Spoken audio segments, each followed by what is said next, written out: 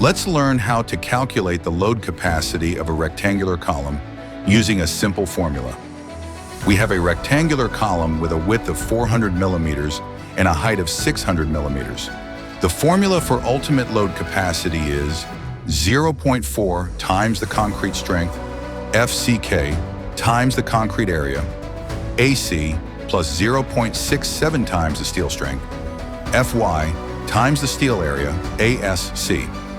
First, calculate the concrete area, AC, by subtracting the steel area, ASC, from the total area, AG. This gives us 236,305.5 square millimeters. Now plug in the values: 0.4 times 25 times 236,305.5 plus 0.67 times 415, 3,690.5. This gives us the ultimate load capacity, PU, of 3,390.31 kilonewtons. To find the allowable load, divide PU by the safety factor of 1.5. The result is 2,260.20 kilonewtons. So the column can safely support a load of 2,260.20 kilonewtons. Thanks for watching. For more engineering tips, stay tuned.